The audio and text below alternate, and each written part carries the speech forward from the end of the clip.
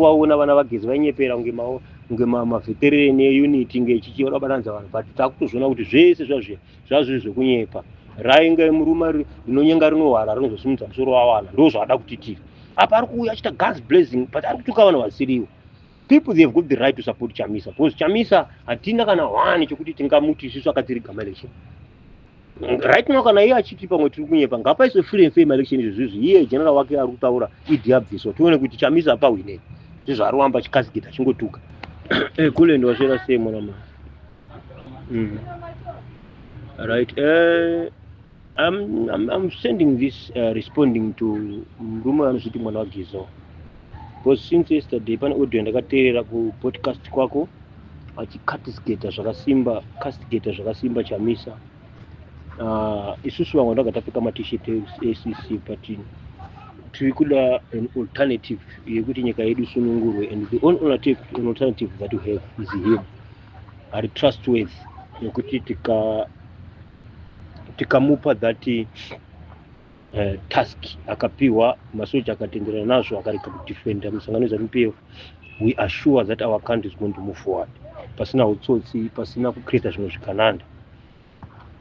And today again I see him responding to comment section, calling a lot of people stupid, see what have you. It seems like he was very harsh and angry at the same time. Mukomana uyu, I'm not sure, I don't know how much is it true kuti mwana wageza wechokwadi here kana kuti izita raari kungoshandisa wake ri pasocial media panapa, so that akwanise kuya maviews ake, because he knows kuti ukashandisa direct name yako pamwe munhu ari kusangano ZANU-PF anenge achizikanwa, they will start to attack him or his family. Saka is why he's hiding with the name mwana wageza. We don't know much about this. Is it true kuti mwana wageza kana asiye, but this is not I'm here for to address. I'm here to address, to respond kune zvaari kutaura.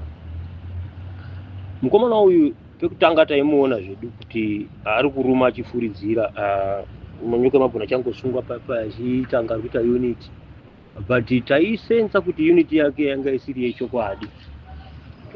But time sezvaunoziva, time is the greatest prophet. It always exposes things when the time is right.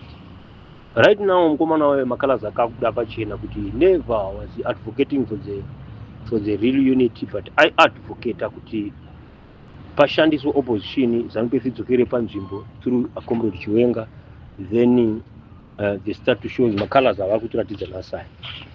We are surprised that ari kubhizi kupa blame kuna Chamisa. Everything seems now being blamed to the opposition. Achiti hey, powerful opposition ipi yakasumudzwa angaramba zvakaka zvisakaenda zvari kutaura, but the truth is well known that Chamisa won those elections 2018 yaasuda kutaura ne 2023 akawina maelection wayo. Saka paari kuti opposition is powerful ipapa asutaura chokwadi. And who stopped Chamisa to become a president?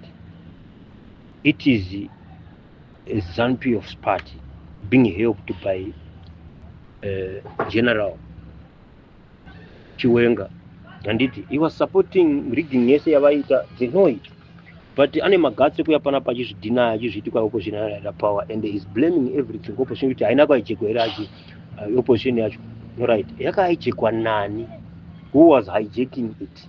Chavang wari muyu nokuda kwani. Chiwenga was not there. He was there. Why was he quiet if he was not in support of what he is doing?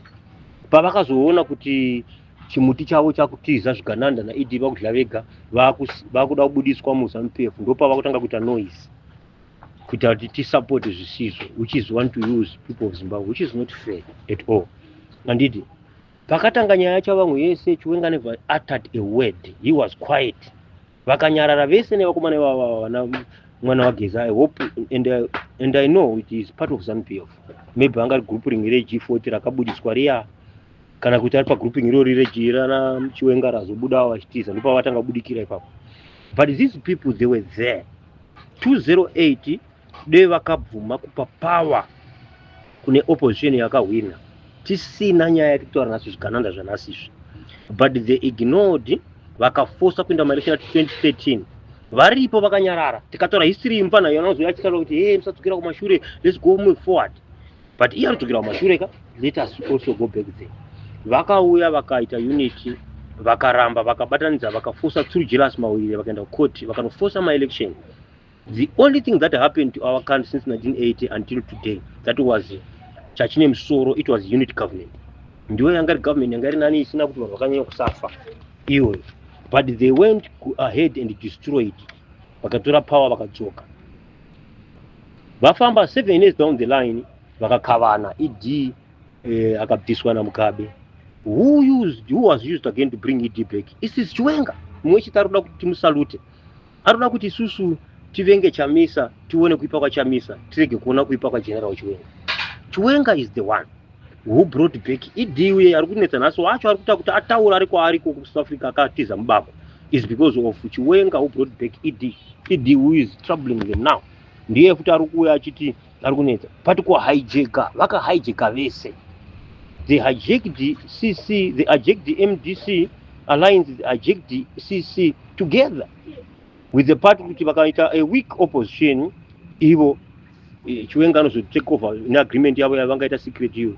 But today ane magatsi kuya pana pachitudza kuti opposition is not powerful, hey, what is this and that, which is not correct. These guys, they must be honest with themselves. Paruma havagontaura chikwada. Ndosaka kuti unity haina kupera. Ndakakuudza ndikati as long as they are trying to hide the name unity vachinyepa, God is not going to allow them this time to have that fake unity like they did in 2017. Hakuna. God is not going to allow them. Hakuna mwana chavatenze zvesvozvo. And right now macolors awo akuda pachena. Takuvaona vana vagezi vainyepera unge maveterani eunity ngechichi vadabatanidza vanhu, but takutozviona kuti zvese zvazvo zvekunyepa. Rainge murume rinonyenga rinohwara rinozosimudza musoro wawana, ndo zvada kuti tiri apa ari kuuya achita guns blazing, but ari kutuka vanhu vasiriwo. People, they have got the right to support Chamisa, because Chamisa hatina kana wani chokuti tingamuti isusu akatiri gama election. Right now kana iye achiti pamwe tiri kunyepa ngapaiswe free and fair election izvozvo, iye general wake ari kutaura Idi abviswa, tione kuti Chamisa pawine. Ndizvo ari kuamba chikazikita chingotuka. We are sick and tired of these people who hijacked them. It is ZANU-PF. ZANU-PF is the one that is making us to suffer. So way forward is we don't need ZANU-PF at all. He was the one to use us. He was the one to use us to remove what? To remove Idi Mnangagwa. But us, we want to remove ZANU-PF, not Idi Mnangagwa. We want to remove Idi Mnangagwa and the team. And the ZANU-PF is all. Ivo vada kurimuva Idi Mnangagwa and vada keep a system yekurika, vada keep a system yekuraya vanhu, vada keep a system yekutocha vanhu, like what he is doing right now. Yekutaura achivhundutsira vanhu, achitirina vanhu, achiti zvakati.